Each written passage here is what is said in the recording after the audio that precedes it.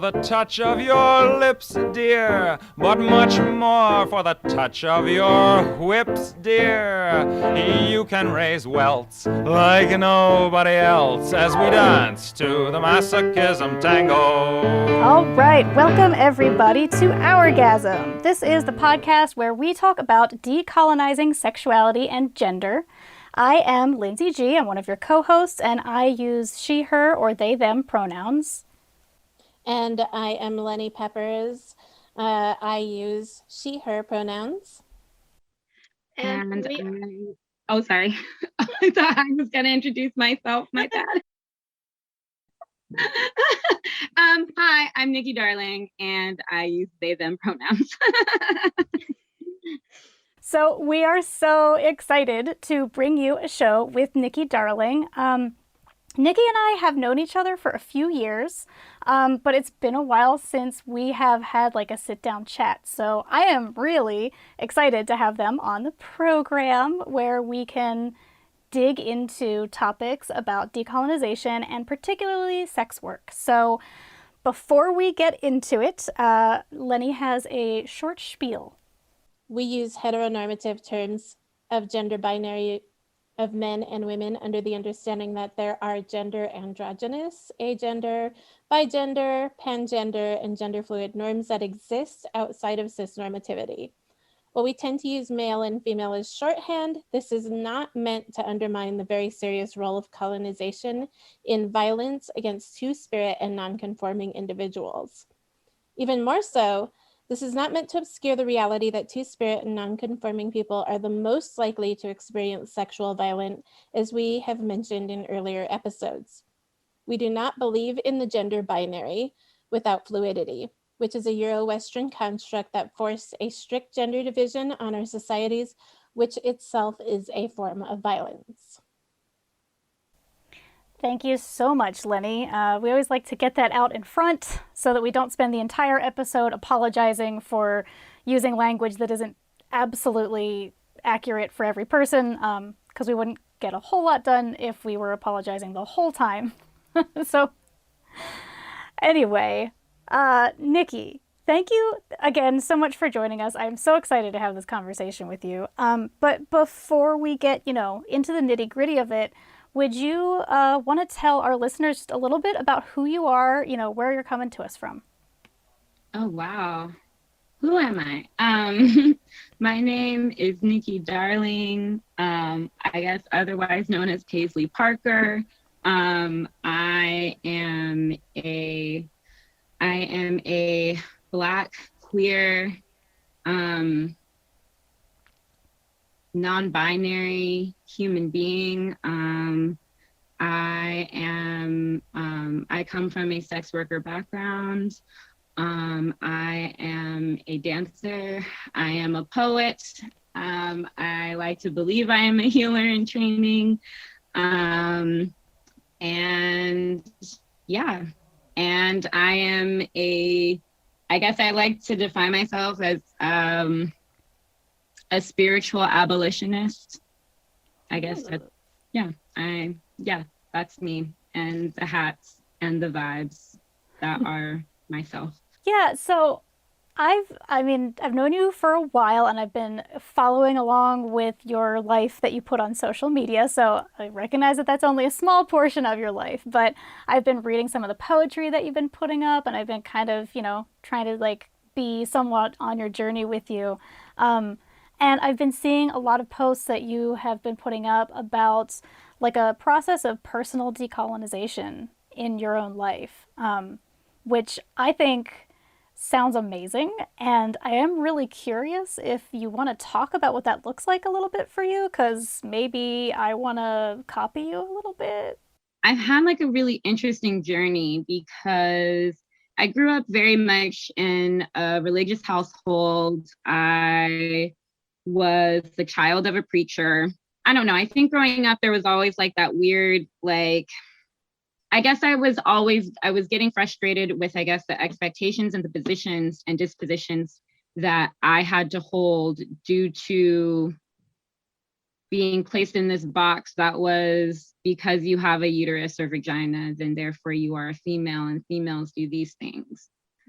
But if you're going to do these things, you'll get punished for doing these things. Or if you're going to do these things, you'll get shamed for doing these things. And that never made sense to me. And that always was extremely frustrating and confining. And I think when I was younger, there really wasn't language really, I don't think there was really as much language about, or at least I wasn't exposed to the language of like gender binary or queerness.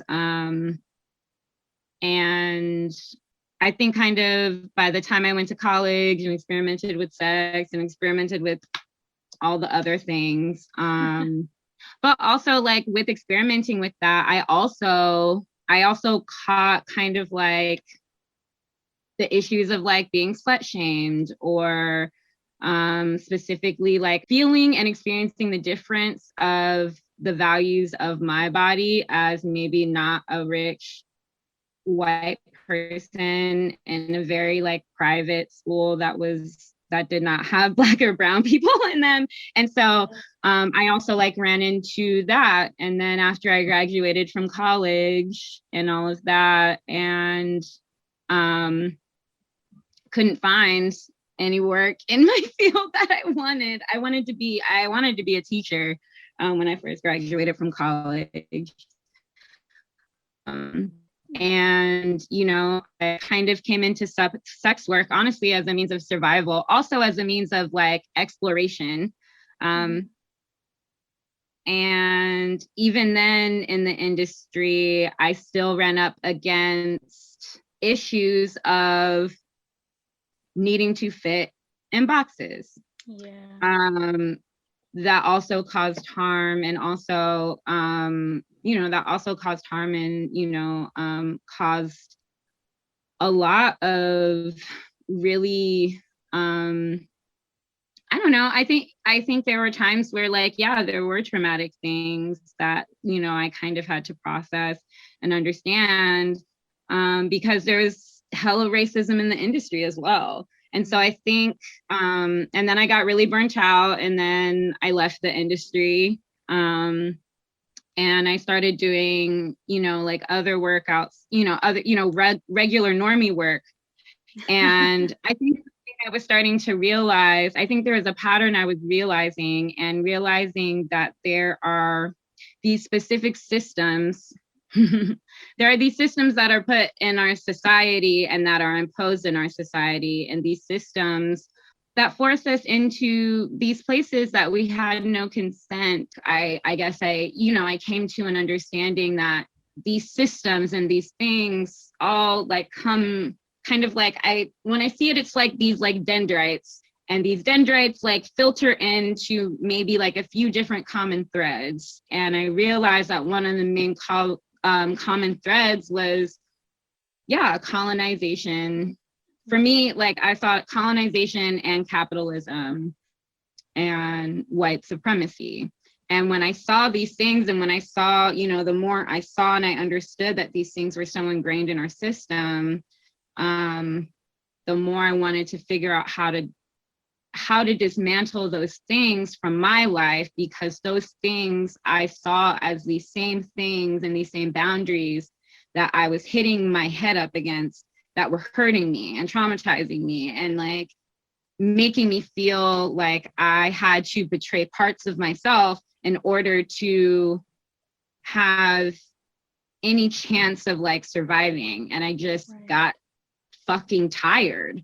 I think at a point I just started being like, I've tried to go along on this game where there's these systems that aren't made or created for me to thrive as the individual that I know myself to be. So why am I continuing to invest and put my energy in them? And, I think like the more I started studying like energy work and stuff like that, I'm like, if I'm putting my energy in these things that do not give me anything back, then why am I putting my energy in them? And so I kind of slowly started, at least going in and detangling what those threads are in my mind so that I can be able to detach and reimagine a life and a community and a space that I do feel good putting my energy in, that when I put that energy in, it grows in abundance, because I think that is still possible. We've never had the opportunity to even imagine what that is. Yeah. Oh my God. So yeah, that's kind of, I guess, how I came into, going into this process of decolonization. Wow. You just made me so happy. Like, Definitely, like, listening to like the path to where you are now kind of emphasizes a couple main points that we talk about a lot on this podcast. First off, that capitalism and white supremacy and patriarchy are all tools of colonialism, and that there's definitely a like reward punishment system where if you don't follow it, people are going to call you names, people are going to be enact all kinds of forms of violence on other people in order to uphold this system that benefits them in some way. And so just hearing like the entire path and then coming around to the system doesn't work and working to like not necessarily fix it, but like to push to change it, Yeah. There's so much to fix. Right. And I think for me, it's funny because like I'm hearing, like, it's so funny because there's always these different arguments of like, well, how do we change it? How do we fix it? Blah, blah, blah, blah, blah. And I don't know. I think for me, I know hopefully I don't get too woo-woo, but I am kind of a woo-woo person. But like, I don't know. I'm a very woo-woo and scientific person. I think they're the same thing. It's just like spoken in a different language. One of my friends called it like spiritual physics. Like, and when you are looking at energy, and when you are looking at what you put your energy in, what you are rooted in, what are your belief systems, and what do you put parts of yourself in? It's funny because there's all these questions of like, well, how do we solve it? How do we fix it? Like, do we let it topple down and da da da da? And how I see it is like, when you stop giving the thing power and food and fuel to run, and you start putting it in something else and building it in a new thing, that thing is going to crumble on its own because it doesn't have the power or the fuel to continue to exist. But I think the issue when it comes to capitalism, white supremacy, and patriarchy is that it has been shoved down our throats like so much we don't even realize it. It's like this really wonderful writer and person named Sonia Renee Taylor said it very well, but like, if you're fish swimming in water and you're in water, you don't necessarily realize that it's water. And we've been existing and functioning under these systems for such a long time, and how it affects us is very different to how we've come to arrive here. But if you don't even realize that you're in that, and if you don't even realize, and also they've done a very good job of concealing and lying and gaslighting, and they've done a very good job of making it difficult to even identify and to see, you know what I mean? And decolonization is healing. And so, and just in the same way, healing is nonlinear. Once you think you go to like one well of healing and you think like you've reached the bottom, there's like a whole ass other cave from childhood and time when you were 9 that you didn't even realize was there. Like, you know what I mean? And so like, it's a constant excavation. Right. And it's a constant process. Yeah. And that's so anti-intuitive to our system because it doesn't feel good all the time, True. True. Oh my God. That's like on the podcast so far, we have tackled like a different concept, a different idea every time. And it's gone like really far afield. And we keep coming up with new ideas because like what we keep discovering is that like, okay, so we'll do, did one on periods. Okay, we figured out how periods are tied to colonization in the dominant culture. Okay, so now we're going to talk about polyamory and relationship models. Okay, figure that one out. But every time we're talking about something, we come up with a new topic that is also tied up, like you said, in like all those dendrites that go back up to like the, I don't know, the colonization mothership or whatever, whatever we're tracing it back to. And like each one of them, we can get a whole episode out of because everything, like you said, is so tied together in this net that we're all living in without realizing we've been living our lives under a net the whole time. Yeah. Right. Right. So what I want to talk to you about your thoughts on sex work and the sex industry as regards colonization, because you know more about this than we do, and I would really love to hear your thoughts on it. But I'm also having so much fun talking about like the more far-flung stuff. I don't know if I want to rush you into talking about that or not. The way sex work and the sex industry, and specifically the porn industry, and even like how that design works, ties still into the capitalistic patriarchy. You know, racist, transphobic, like big mothership. It ties into that because I think one thing that was always very interesting to me is just that the way that the porn industry, at least when I first got into the industry,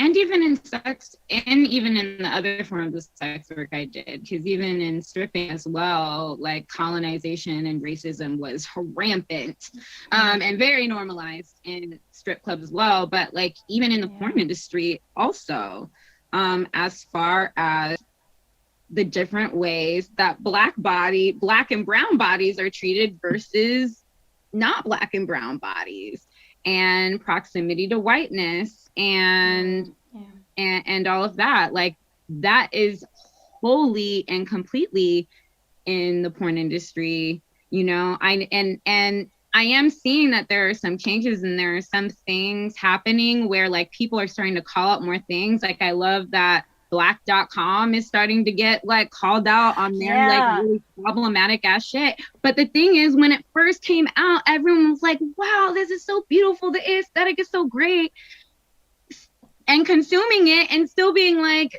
this is we're consuming this whole idea based on this extremely problematic trope of black men and white women and that fuckery that goes back to, you know, colonization and Jim Crow. And Emmett Till was murdered for what? White men thinking that he whistled at a white.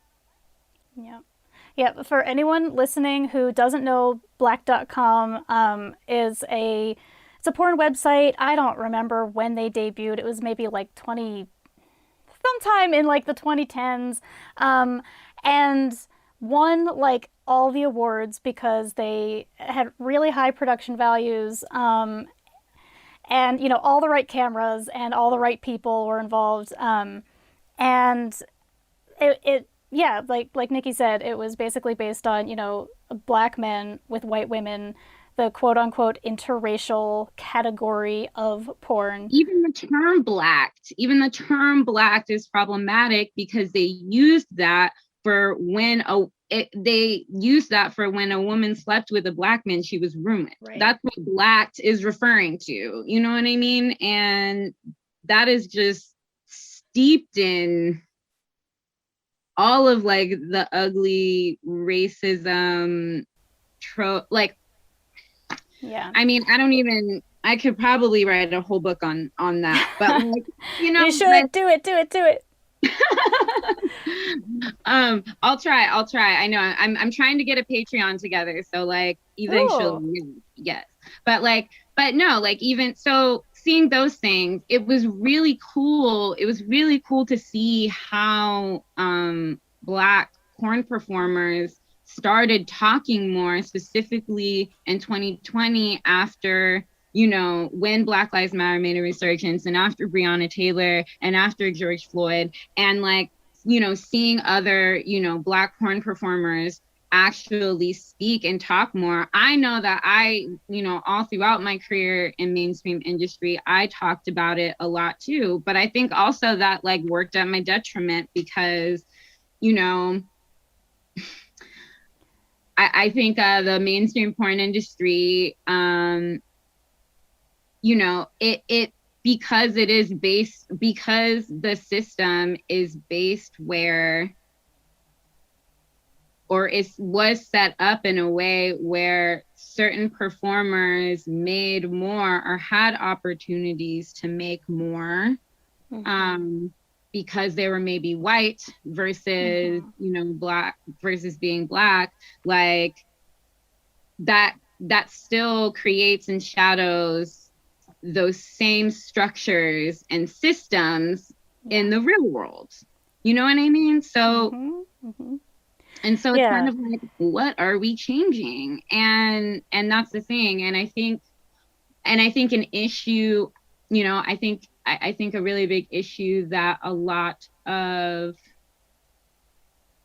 you know, white allies have sometimes is like when, you know, when people try to bring awareness to them about like, this doesn't feel right, or this makes me feel devalued, or this is just flat out racist, you know, I feel like I see like the same pattern of just like being really offended and being really fragile and upset about it. However, because they are more so in the position of power, because they more so get the director jobs and all of the things like that, you know, still Black performers will suffer for speaking out and bringing awareness to the thing that is harming them.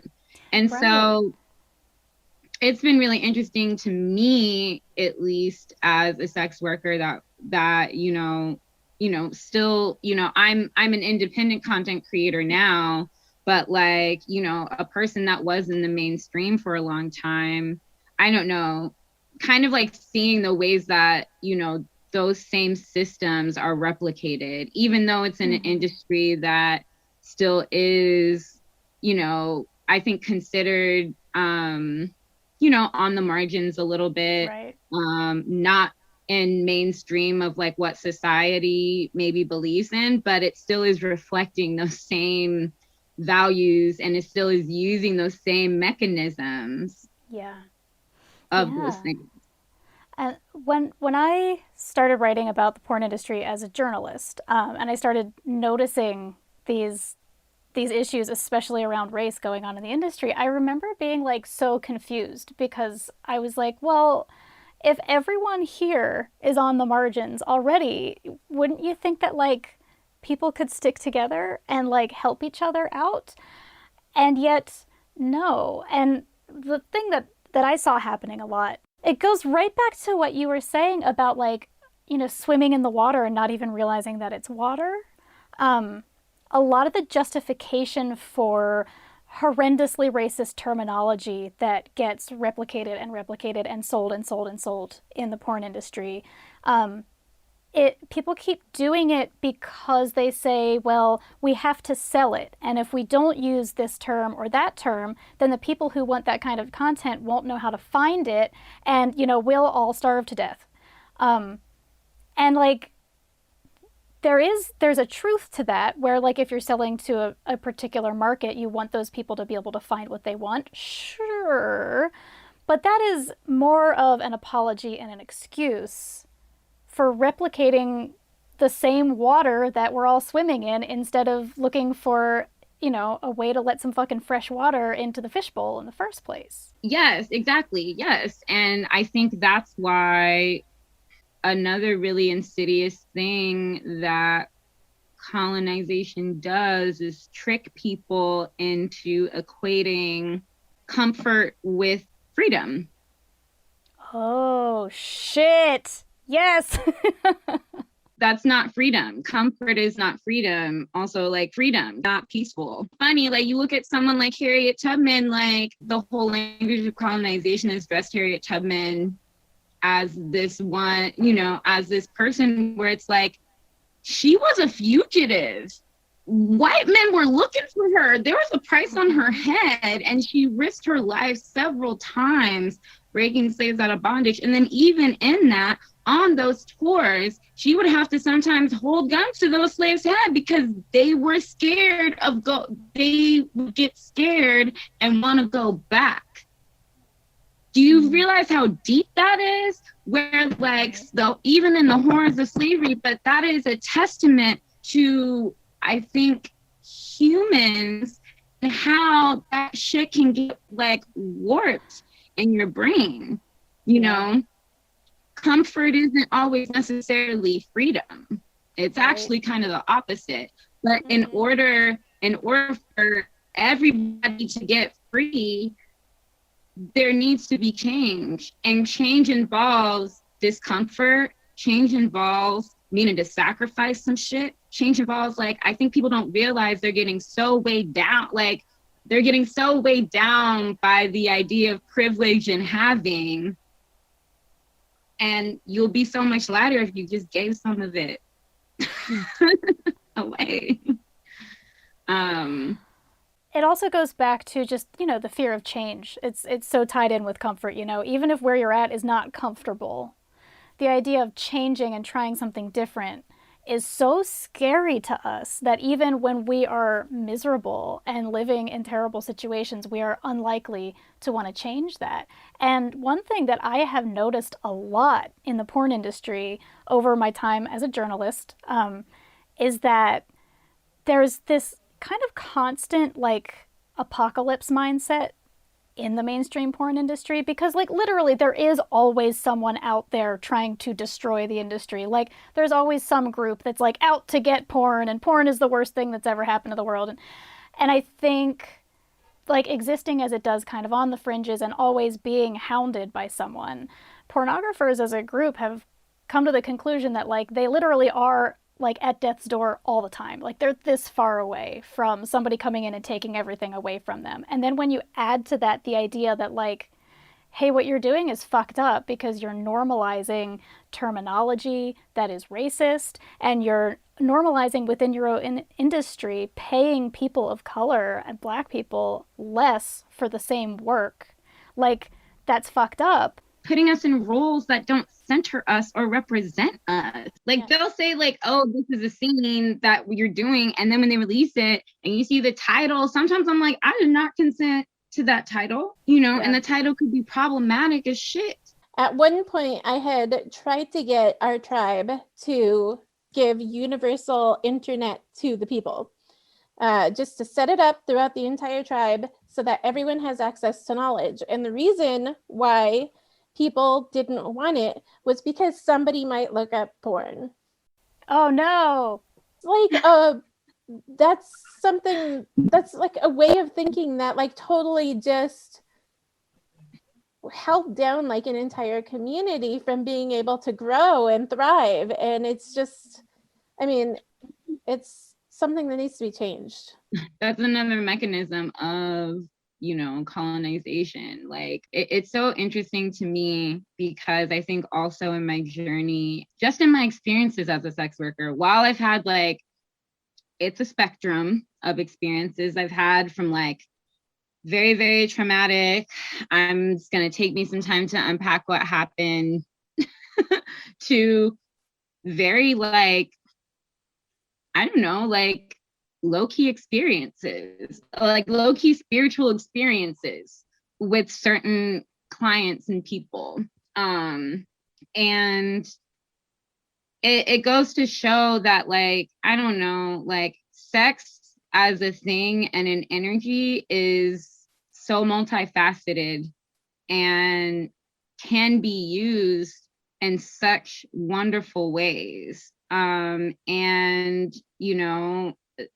colonization and patriarchy has created a situation where like sex and how sex is consumed is like really fucked up and exploitative and it's really interesting now because I think I'm starting to see a bit more like nuance in how people do sex work. And that's been like really tight. Like, I'm like, oh my God, yay. Like, cause for a very long time, like I felt like I was the only like deep hoe out there pondering these other things. And I'm just like, am I just crazy? But it's really interesting because I've seen maybe within like the last maybe like 5 years or so, I think there are starting to be a lot more, I guess, more convergence with like sex work and spiritual healing in the vein of decolonization. Because before colonization and before these white men told people what they were supposed to do and what they weren't supposed to do, there were like, you know, like sex priestesses. There was communities that honored that energy. And when you performed and did services for that energy, you were honored for it. You were held, you were highly regarded. Right. I at least know, at least for me and in like some like indigenous like West African cultures, definitely it was. But like I said, like those splits from those cultures and being colonized and brought here kind of like took a lot of those things away. Right. Which I know also in a lot of other indigenous cultures, like, you know. Yeah, absolutely, here in America. And that was like part of like the destructive things that they did was like, that was intentional to remove people, and specifically like female and trans people from two-spirit people from their sexuality. Yes. And like, you know, it's so fucked up because even just like with the research that I do with, you know, the gender binary, and a lot of like indigenous cultures didn't even have those. You know what I mean? They didn't even have those. And usually, just like in any other like community or society, I've been reading some books about like more traditional like West African like communities and how they used to form and function. But like even in those communities, if a person was queer, like usually like queer people were known as like gay and queer people in traditional West African cultures, specifically like Yoruba and Igbo, like some like gay and queer people were known as like, you know, we were in both worlds. We had easy access to living world and dead world. And like we, you know, we were the ones that would help and assist in those things. And that was part of our function. But like no one really cared about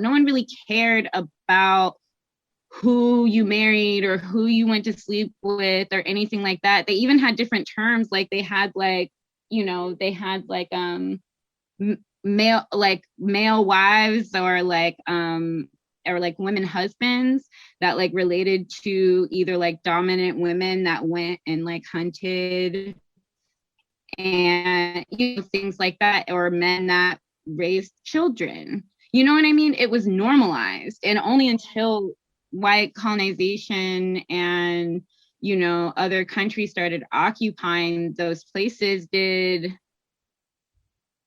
those systems get disrupted.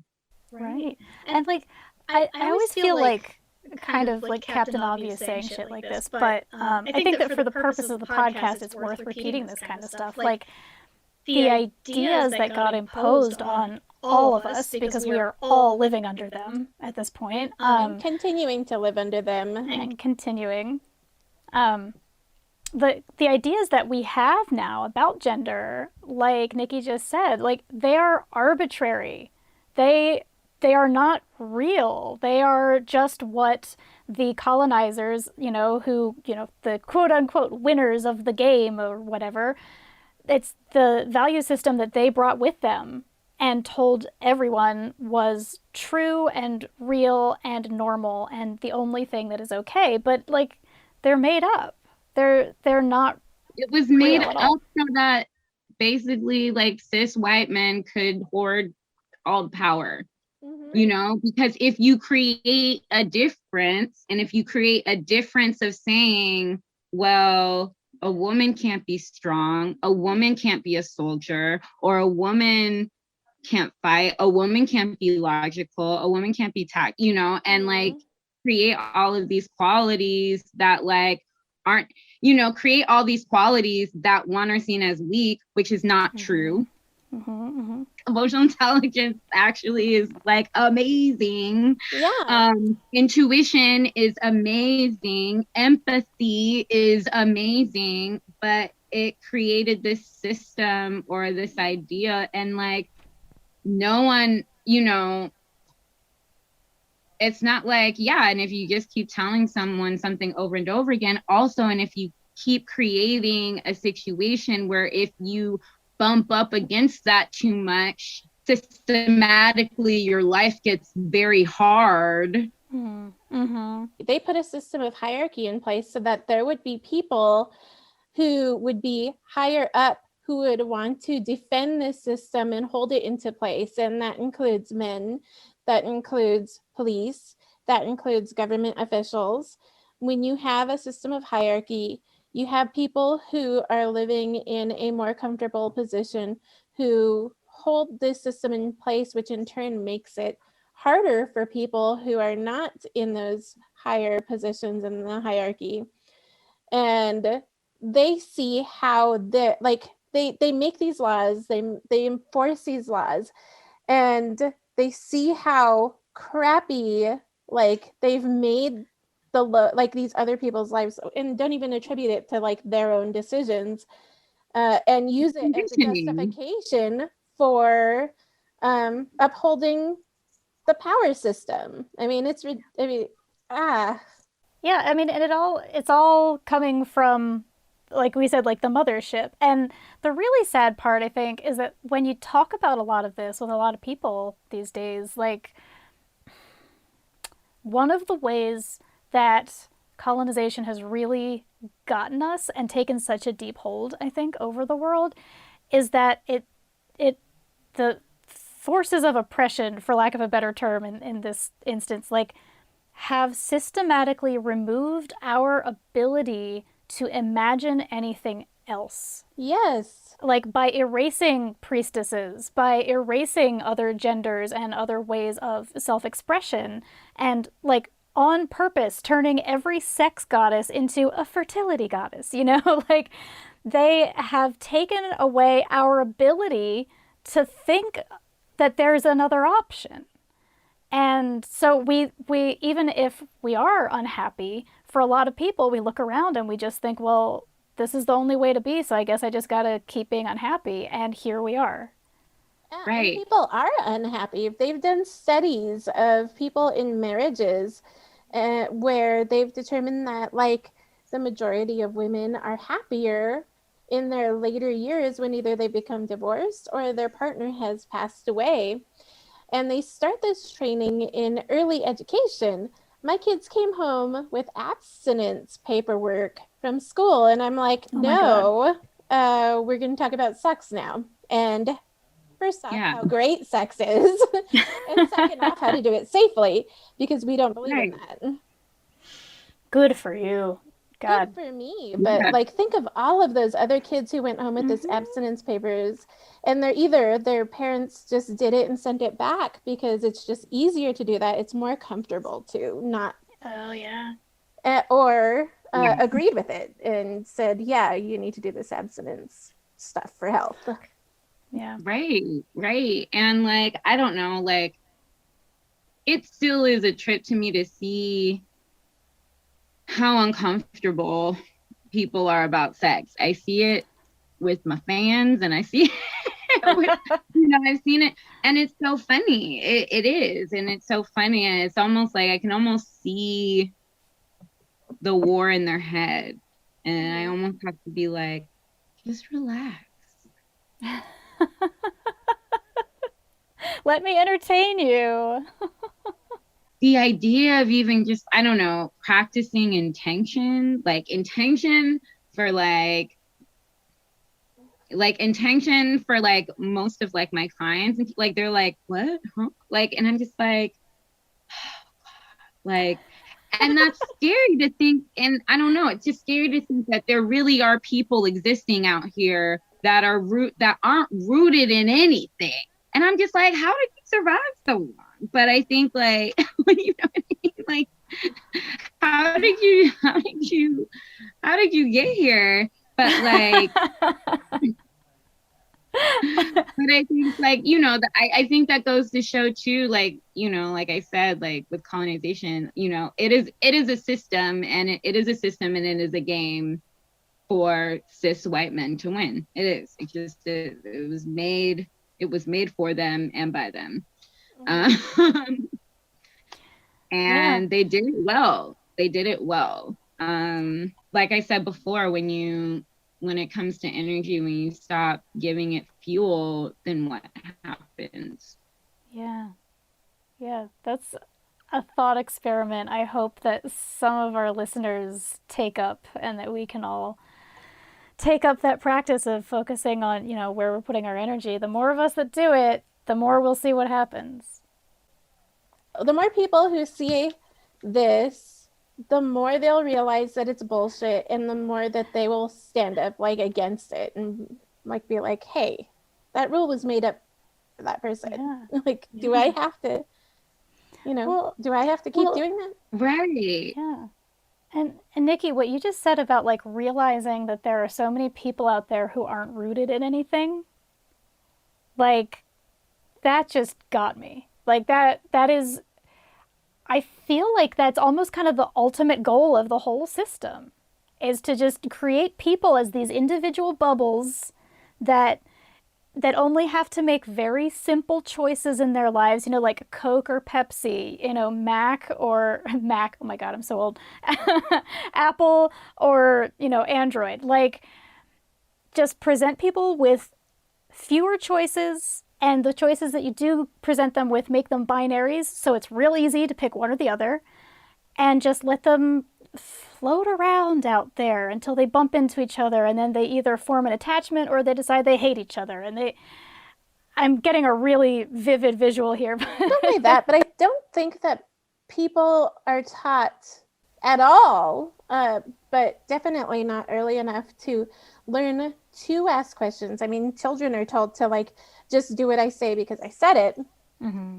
And people don't learn how to ask why, like not just to ask why, but how to ask why this is in place. Why is it like this? Why am I ashamed? Why am I uncomfortable? And how can I make it, you know, how can I make it better? How can I learn more about it?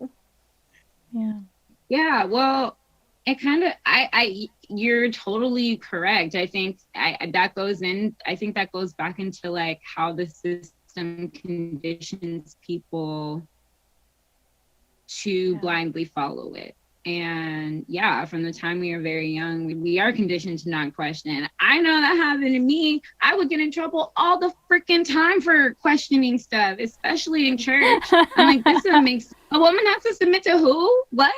And you know what I mean? There are all of these, you know, or yeah. And, you know, the more you get in trouble for it, or, you know, it's kind of, yeah, it's like, it's all these different systems replicating itself. And it's funny because people don't even realize that they do it. People don't even realize that they do those things where it's like, you know, what do you mean I'm a racist? Yeah. Well, I'm just gonna take away everything from you and like whatever, which is like a whole other like thing where, yeah, we're not trained to question. We're not trained to pause on something. We're just trained to react and do. Yeah. Yeah. That's really true.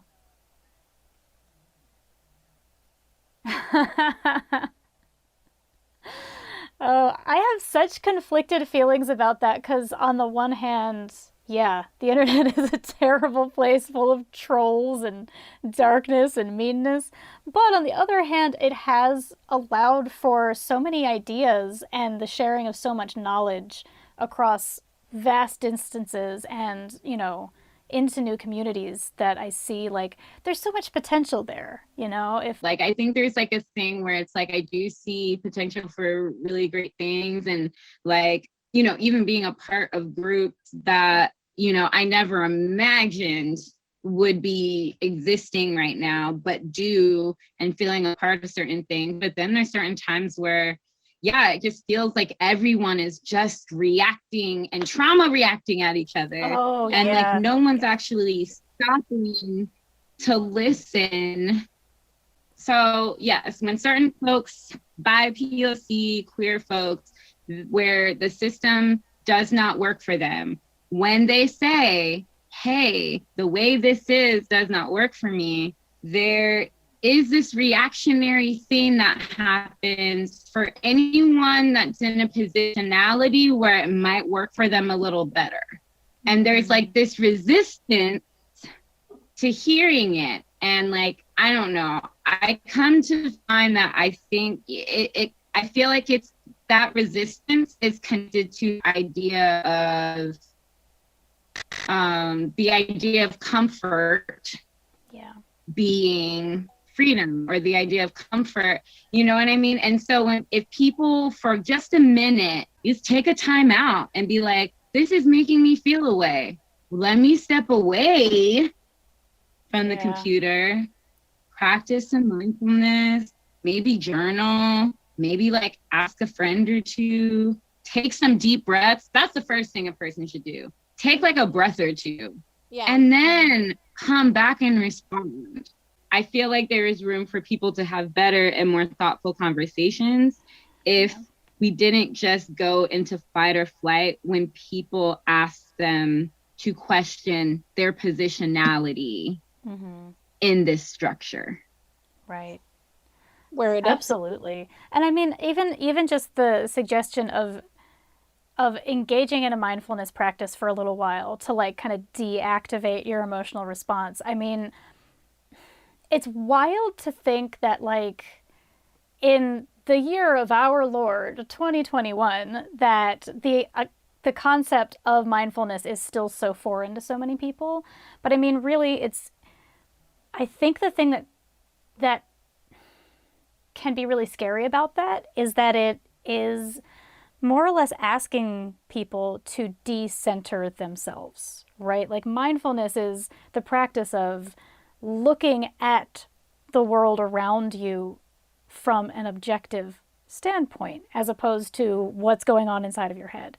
And I mean, I feel like the last year of everyone more or less living in quarantine the whole time, like half of the world has really started to look at that, because that's kind of where some people have gravitated to in quarantine. And then I feel like the other half of the world, approximately a half anyway, has gone the opposite direction, like running as far away from themselves and looking at themselves that way as possible. So yeah, it's kind of the perfect storm for the internet so that people can just yell at each other about it. Yeah. I'm just like, everyone's yelling, but no one's listening. Yeah. I feel like we rob ourselves of a lot of progress and meaningful conversations that way. Can I ask us to go back a little bit to what you were saying about some of your clients? And this was like in the same breath that you were talking about people being, not rooted to anything. But you also said that you try to help your clients find an intention. Yes. And that blows their minds. And I had this brief flash of like, oh my God, you're doing healing work for your clients. Like you introduced yourself as you'd like to think of yourself as a healer. And I was like, it's right. That's it. That's right. That's what you're doing. Yes, it is something that I'm doing. I cannot take all of the credit for doing that, but I thank my lucky stars for finding this amazing human being. They on Instagram, I will shout them out to the freaking rooftops because she is so amazing. But Hoser Healers is their Instagram handle. That's great. And Amira, that is the name of the person who started and founded this. And also queer, like, sex worker person who later learned Reiki and got initiated into Reiki years after being in her Reiki practice. She noticed a very specific need to only work with sex workers and sexual abuse survivors. And from then on, she's kind of grown this practice where she actually teaches sex workers Reiki as well. I've learned Reiki from her, and she decenters colonization in it. She decenters colonization, and she actually invites people to learn about the methods of healing that are indigenous to them. And it has totally, like, changed my life. It's changed the way I approach my sex work. It has, it's just totally changed my entire world. And she's created an online community outside of Instagram as well. Like, she actually has created an app so that sex workers and sexual abuse survivors can have an online community where we aren't censored from the internet. Yeah, also look up Poser Healers as the app. Like, yeah, this person, I cannot shout out Amira enough. If you hear this, I love you. And yeah, like, honestly, and that's like what I'm saying, like, out of this pandemic, there are these groups and these things where people are, I think, finally starting to remember. And like, yeah, Amir is the one who kind of really creates an environment and situation where it's like, sex workers are healers. Sex workers are people who have a propensity to create and transmute energy in ways different than, other people can. But who's to say that sex cannot be a medium to move and transmutate energy and heal? Because it always has been. I noticed this, I noticed I was doing this when I was a dominatrix sometimes, where I was like, we weren't really doing BDSM, but it was something else. But like, yes, like, yeah, it is a thing. I think you can help heal. And I think you can be able to open people's eyes to parts and things they haven't seen or experienced before. But it's really funny because I think because of how people look at sex and because people use sex from a traumatized place, they don't even realize or like know what they're getting into. And so like, yeah, you have these like weird men like coming, I think like expecting this like one thing, and then like, when they talk to me more and when I ask them certain questions, like even in my pro dom application, like I ask what out of the 5 love languages, what are your top 2 love languages you like to receive?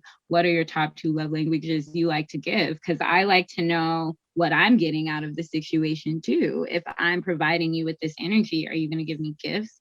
Are you going to praise me? Are you going to, because these are things, you know what I mean? And I think people sometimes look at sex work, once again, from this capitalist view where it's like, I'm paying you money, therefore I can do whatever the fuck I want to you. And I'm like, no, I'm precious, actually. I'm precious. This energy that I give to you is giving more to you a lot of times than it is to me. So I'm going to say, you can keep your money because that's not the experience that I give. Yeah. And yeah, it's just very interesting. It's very interesting how clients approach sex work, and you can very much tell if they're coming from a traumatized place. I mean, I would imagine that the vast majority of people, especially in America, come to most sexual experiences from a traumatized place. Which that's not bad or wrong. No, it's just where we're all coming from. Right. It's not bad or wrong. Honestly, they're coming to the right place. But it's really funny because they're coming to the right place, but I don't think they understand what they're asking for. Well, yeah. I mean, that's one thing that I think I really wanted to do with this podcast particularly is put some language around some of these things that people just don't know how to express.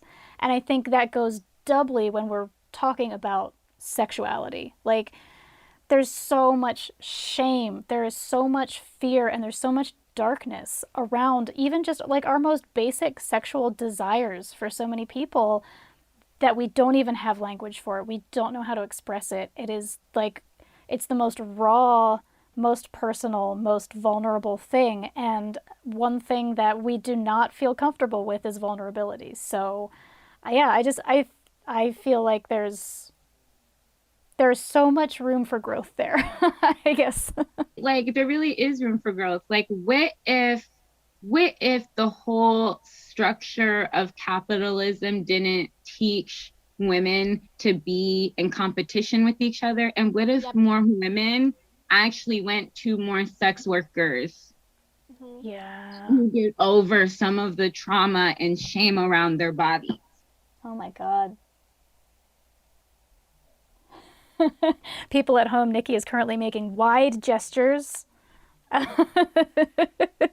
I'm just saying, like, you know, I think sex workers are very underutilized for, I think, our capabilities, the multifaceted nature of what we do.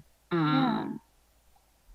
I really think that there's like, if you cut it down to like the bare basics, you know, the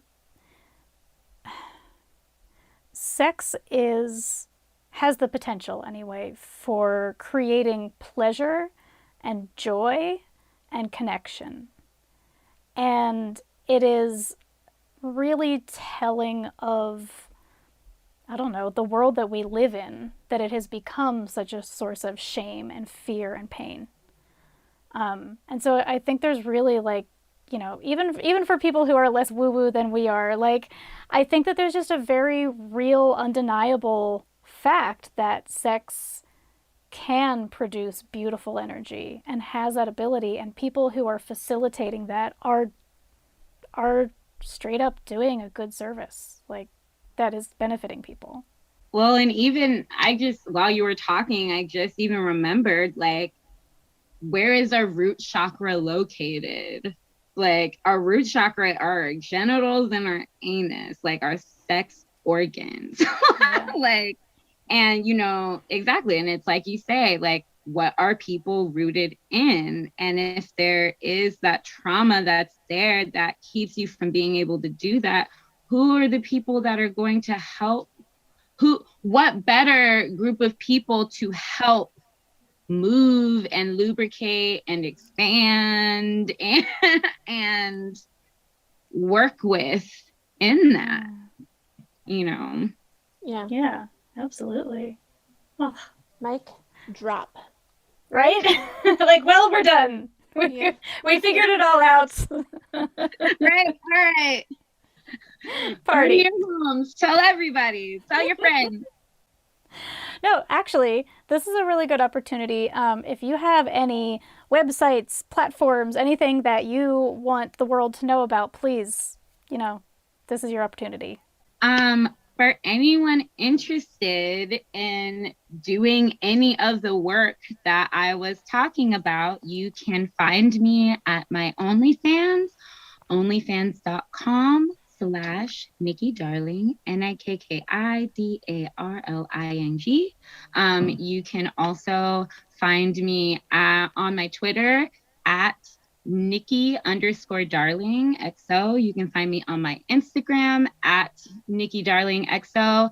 And or also if you are into sad boy poetry and random photography and shit and like my weird earworms, you can find me at my Instagram at Paisley__Parker. I am Perfect. so down for that. And having read said poetry, I am very into it. I fucking love it. I hope you do like a book. Yes. I dibble and dabble in a lot of things. So yeah, there's a lot to digest and look at and experience. And I just, like I said, I want my intention in this world to bring about abolition in people's spirits. I want to stir change in people. And I also want my words and what I do to heal in whatever way it needs to. So yeah. If you're looking for healing, hit me up. Awesome. I think that I have a new favorite episode of this podcast. Woo! Yeah. Oh, honored. This has been an absolutely beautiful, beautiful conversation. Thank you so much for your time. Thank you so much for inviting me. I am really stoked for this podcast. I am loving that these conversations are happening more. I am loving that these themes and these things are starting to be brought up. I think it's so important. It's like you said, I think people don't have language because we haven't been able to talk about it. And so having these conversations, I hope can help create language to bring us further and not bring us back. Yeah, we use the internet for good. This was amazing conversation, and you both are extremely amazing, intelligent, and keep doing this, please. Thank you so much.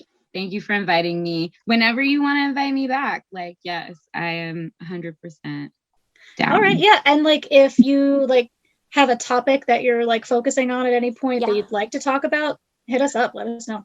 Yeah. Yes, thank you. I would love that. Yes, thank you so much. Yes, and I hope y'all have a wonderful evening, and thank you. You too. Thank you so much. Thanks. Just a couple of quick notes before we close out the show. We will be switching to every other week for uploads because Lindsay and I have a comic book that we need to put out. So yeah, we will be doing comic stuff and podcasting stuff, and yeah, and so look forward to that. And sorry about cutting the episodes down to 2 a month, but you know, we got to do what we got to do. We got to make some badass comic books. I appreciate y'all and have a wonderful evening. Bye. Let our love be a flame, not an ember. Say it's me that you want to dismember. Blacken my eye, set fire to my tie as we dance to the masochism tango. At your command, before you here I stand. My heart is in my hand. Ugh. It's here that I must be. My heart entreats. Just hear those savage beats, and go put on your cleats and come and trample me. Your heart is hard as stone or mahogany. That's why I'm in such exquisite agony.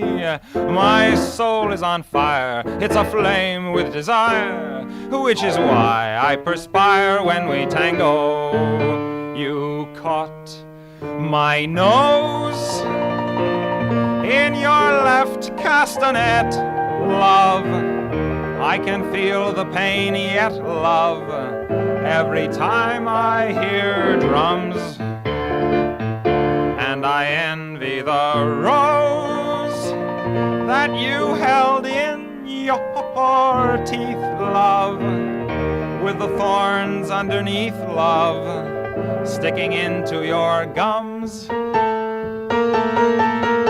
Your eyes cast a spell that bewitches. The last time I needed 20 stitches to sew up the gash that you made with your lash as we danced to the masochism tango. Bash in my brain and make me scream with pain, then kick me once again and say we'll never part. I know too well I'm underneath your spell, so darling, if you smell something burning, it's my heart. Excuse me. Take your cigarette from its holder and burn your initials in my shoulder. Fracture my spine and swear that you're mine as we dance to the masochism tango.